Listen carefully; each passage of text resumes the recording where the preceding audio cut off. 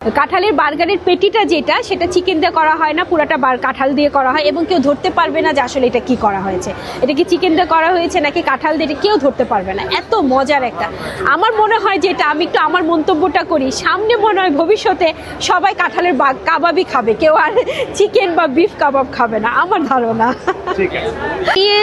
এই ফলের মেলাতে আসছি প্রায় 6 রকমের আইটেম নিয়ে কাঁঠালের উপরে, আমাদের জাতীয় ফল কাঁঠাল, সে কাঁঠালের উপরে আমি এমনি 22টা আইটেম করেছি কাঁঠালের এই পর্যন্ত। তো আজকে যেটা নিয়ে আসছি একটু পরিচয় করিয়ে দিই। এখানে হচ্ছে কাঁঠালের হালুয়া, কাঁচা কাঁঠালের হালুয়া। এখানে আছে পুরা কাঁচা মানে পাকা কাঁঠাল দিয়ে একটা কেক করা, ডেকোরেশনও কাঁঠাল দিয়ে করা হয়েছে, ভিতরে লেয়ারে কাঁঠাল আছে।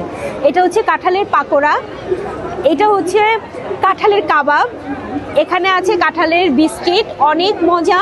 এবং আমার কিছু আইটেম এখানে আছে কাঁঠালের উপরে, মিষ্টি আচার, অসম্ভব মজা। এটাই কৃষি বিপণন অধিদপ্তর থেকে আসলে 12 দিনের ট্রেনিং করেছিলাম পার্টনার প্রকল্প থেকে, আর সেইভাবে উদ্যোক্তা আসলে করা হয়েছে এইভাবে।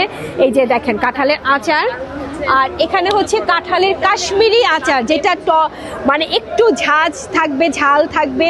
এটা হচ্ছে কাশ্মীরি আচার, যেটা আমরা আম দিয়ে করি, আমি এটা কাঁঠাল দিয়ে করেছি, অসম্ভব সাড়া পেয়েছি। আজকে আমার এই আইটেমগুলো আছে এবং ছোট জার কেক করেছি, এই আজকে মেলাতে নিয়ে আসছি। আচ্ছা, এই যে একটা জায়গায় কাঁঠাল হচ্ছে, কিন্তু গাজীপুরের কাঁঠাল প্রচুর পাওয়া যাচ্ছে, তো ট্রেনিং এর উপর আর কিছু নাই, ট্রেনিং করি আসলে আজকে এই জায়গায় আসছি। আগে মন্ত্রী সাহেব আসছিল, দেখছিলেন যে উনি দেখে গেছেন, উনি খুব পছন্দ করেছেন প্রত্যেকটা মানে আমাদের আইটেম যা ছিল, আমার আইটেম থেকে শুরু করে আরো যে আইটেম ছিল সব উনি ভিজিট করে গেছেন। আমরা এর আগে শুনেছিলাম যে কাঁঠালের বার্গার, কাঁঠালের বিভিন্ন কথা, আসলে কি কাঁঠালের বার্গার হয়? অবশ্যই হয়, আমি নিজেও করেছি।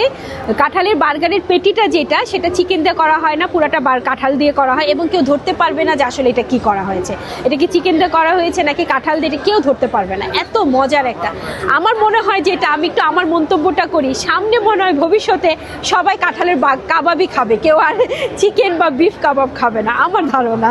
ঠিক আছে।